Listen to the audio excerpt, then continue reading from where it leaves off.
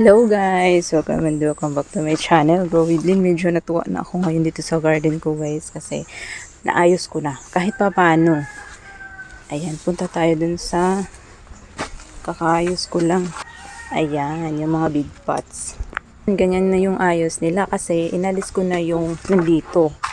Ayan, tinukuran ko to kasi bala ko siyang gawing lagayan ulit.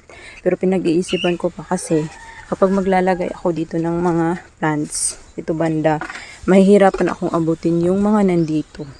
So, medyo bakante pa dyan kasi kailangan ko pang i-move sila papunta dito. Ito si Dusty Rose, galing to sa ROS. Pero pinasok ko siya kasi yung pot niya ay ito white. Gaya nito. Yung mga pots nito. Tapos yung iba kasi na white din naman nandito. Ayan. Pangit kasi to guys na. Tingnan mo yan. Hindi ko alam kung anong nangyari ito ka Hanakaida. Basta, lupay-pay, pangit. Tapos, ito din. Ayan, nasira siya. So, inalis ko na doon para tanggalin. Ilipat ko na lang siguro to sa ibang pot. Tapos, tamnan ulit na ng ibang plant yung pot na to. Para maayos na kasi pangit kung ganyang nakahilera doon. Tapos, maganda yung katabi. Tapos, yung katabi parang ewan. Kasi ito pa yung lupa pala na may DE powder. Ayan, oh. May puti-puti siya. Pangit. So, nandito yung mga octagon pots na malalaki. Yung the rest doon sa mga pots, nilagay ko doon sa taas. Ayun. Yung mga nandun. Ito na yun sila. Purple Delight din. Ito pala yung gymno na nakaganyan siya, guys. Akala ko ito yung bagong bili ko. Pero hindi pala. Ito yung luma ko na nasira siya. Tingnan nyo, ang laki niyan. Tapos marami na tong babies. Tapos, tinira na siya ng millipedes. Diyan, pumasok sa loob. So, pinatong ko lang dito. So, sigurado ako na magbabago yung kulay niya dito. Ayan po, lumiit talaga yung dahon niya doon sa pinaglagyan ko, guys. Multiple stem ito kasi. Kaya, ganyan sila. So, sana ko mapalpa. Tapos, ito na yung natira ko sa aking makapal na, pero multi-stem din yun. Si Tito Vans, na tinirhan ng pusa dito. Nagkakabuwal-buwal na. So, sana mabuhay ko pa rin sila. Kahit yan na lang yung natira. Tapos, bala ko yung naka-uproot pa pala to. Ibaon ko muna. Ayusin ko na lang ito mamaya. Kasi bala kong itanim dito yung mga nakaseparate ko na luma ko na Tito Vans para isang pot na lang sila. Kasi malaki pa rin naman yung space. Tapos ito na yung, ay naku, kinalbo ng anak ko. Tingnan niyo yan, oh. Si hybrid Ellen ko. Dito na lang to. Bala ko tong ilipat. Si Pendants kasi yan na. Nakaseparate din nung binili ko. Tapos inilagay ko dito pansamantala. Ayan. So, sana makarecover si Ellen. Tapos, ito na yung si Super Bomb. Ayan. Galing ito kay Ma'am Kiss. Ayan siya. Tapos, si White One, guys. Lumiit yung dahon.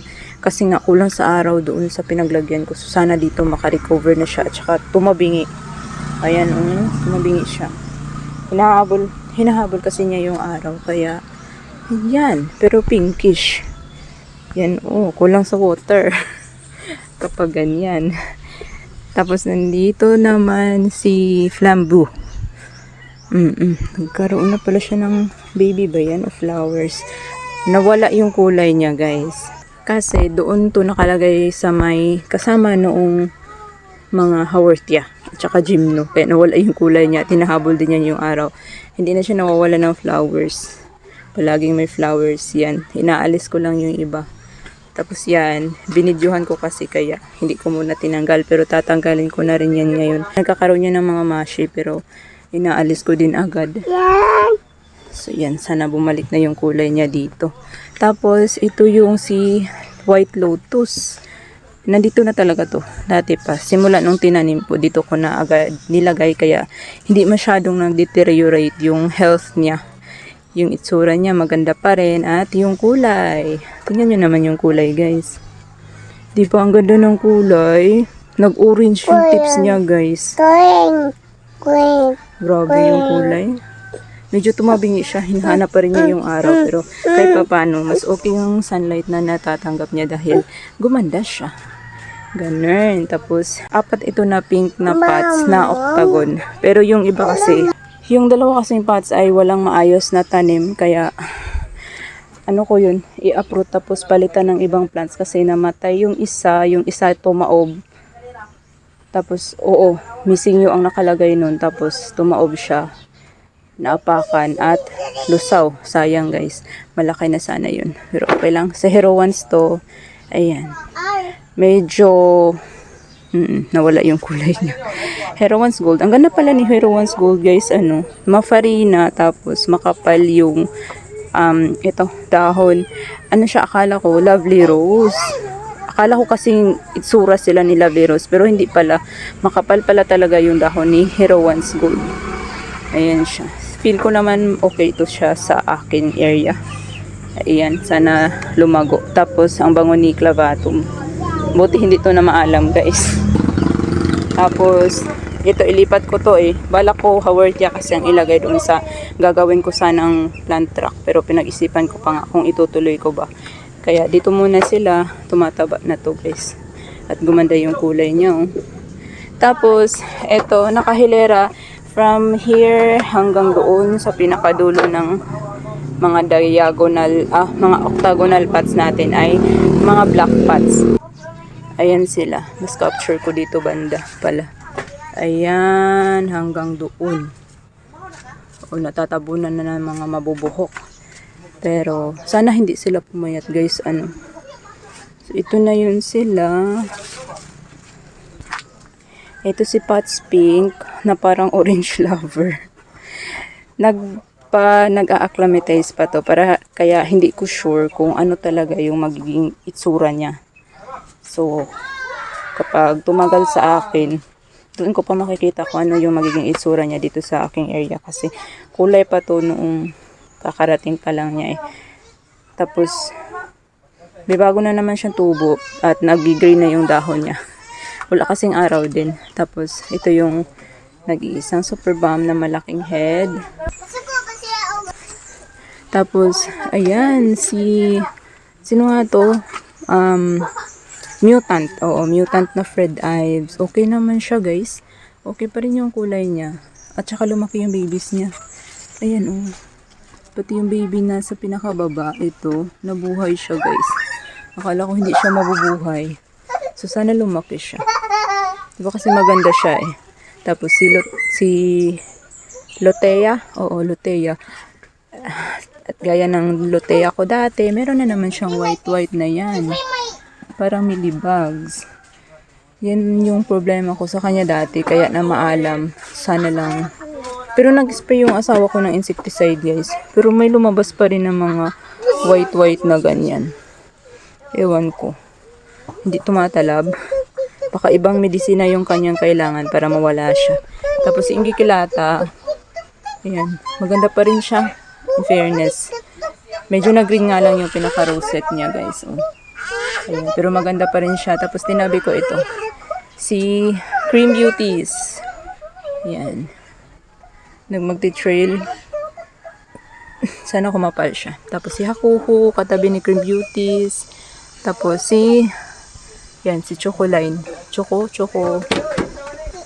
Chocoline or Echeveria Choco. Ewan ko, basta Choco siya. Tapos ito Limonensis. Ayan. Kita nyo ba? Hindi ko na makikita guys. Ito. Ayan. Ayan, si Limonensis. Tapos, Primadonna. Ayan, tumabingi. Naghanap ng araw yan. Tapos, ito, parang Rosea. Hindi ko alam yung ID. Tapos, free ni Mamay Blue Cloud. Kapal na farina, pero si Blue Cloud dito, namamaalam yan guys. Ewan ko lang ngayon. Hindi ko pa naalis yung mga tubig-tubig. Ayan si Canteglas. Ang ganda. Medyo dumumi yung dahon dahil sa tubig. Yan, nagkakaroon ng stain. Tapos yan, marami na tong baby sa ilalim guys. As in. dito, tinanggal ko yung mga dry leaves niya at nakita ko sobrang dami ng babies. Paikot yan. May mga babies yan. So, inihilera ko din ito. Ayan, mga balahibo. Tapos next na line, itong mga white pots na to. Kulang pa. Tapos next dyan, ayusin ko pa yan ng mga brown na may mga rosettes. Basta. Tapos medyo nasira guys. Oh. Ayan. Sino nga yan? Sino nga ulit yan? Si Hera. Naku, mukhang mamaalam na naman yung Hera ko. Sana naman wag. Kasi sayang. Pangalawang Hera ko na yan.